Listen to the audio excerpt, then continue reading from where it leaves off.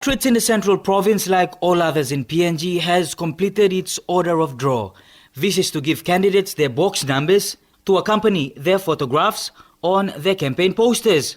The order of draw has come about after a peaceful nomination right throughout the province which surrounds NCD. The 1 week of registration and payment of nomination fees was well received. Returning officers say it was slow in the first 4 to 5 days before picking up speed towards the close of nomination. It has been slow. It started off slowly, but it's picking up. Example, today, within a short time, we already have 2 nominating, and we're expecting some more to come up. All sitting members of parliament have confirmed their spot in the race. We begin with Sepuka Temu's nomination in Abao. They come by road from the inland, the wider Aruma coast, to the far corners of Cloudy Bay by truckloads to Kupiano. On the beachfront, where the river meets the sea, double canoes are being escorted in by dinghies that swarm the canoes like schools of fish. It's 7 o'clock in the morning. These are the boats that have traveled overnight from far north in the Amazon Bay, all for one man, Sepuka Temu. Sepuka is later being ferried upriver by the Wanigelas of Abao. The focus later turned onto land as Sepuka and wife are carried to the nomination area. The 3-time MP says he is coming back. The PNC presence is strong in Abao. Sepuka says it's about continuing the government's key policies one more term. The returning officer, Lawrence Barrow, says many notable contenders have nominated. The one that nominated is Kilroy Genia. He was previously a member of Abao Electric. Then he went off and then he's coming back. He nominated yesterday. And there are other like Kelione. Figures from the previous election suggest the voting population to be above the 38,000 mark. Preliminary rolls for this election suggest the voting population to be in the 40,000 mark. The 5,000 people gathered for the nomination is 1/8 of the total. A show of strength on nomination day is important in PNG elections. Sepuka has made that first yet lasting impression. His supporters say the game might just be over when it's just started. However, in a game of LPV, 1, 2, 3 counts. The same PNC strength extended to Rigos Anopala. He is confident of coming back. As a member of the government, we are ready to get the people's support to continue the good work this government has done with regard to free education, free healthcare, and of course the massive infrastructure development the country has seen. The sitting member faces steep opposition from rival candidates. A long line of trucks filled with supporters convoyed into Rigo District Station, Kwikila.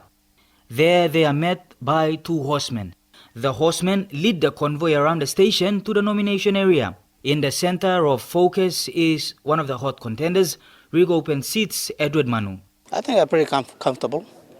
Having a voter base, and I think being very practical on the ground. You have to be a man that can produce results.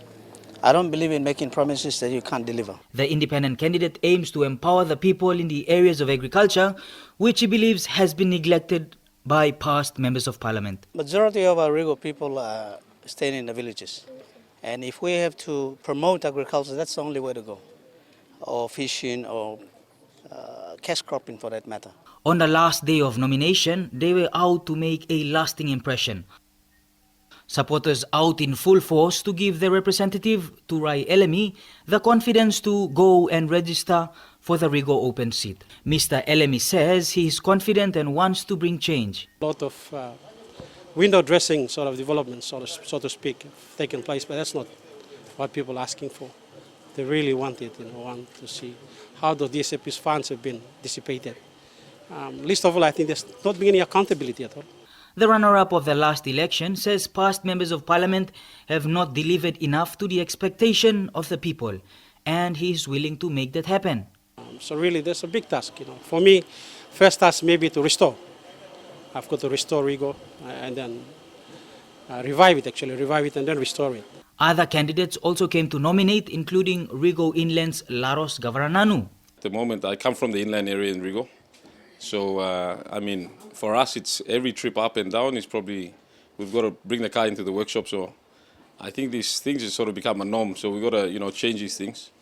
And my standing here is to change those things. The number of women intending candidates nominating for the Rigo open seat at the close of nomination stands at 8. It's time that we change some men folks around. I think our brothers have not done very well. So it's about time we women should be given that opportunity to prove our abilities and capabilities in changing Rigo. Well, basically, people's mindset, agriculture, we have to, think about these farmers here, subsistence living, and bring self-reliant into each of the families in entire Rigo. So self-reliant is what I work for, and thinking of the children's future too as well. A total of 39 have confirmed their place in the race for the Rigo Open. The sitting Central Governor Kila Hauda, Kairuku strongman Peter Isoaimo, and Goilala MP have also confirmed their place in the 2017 national election.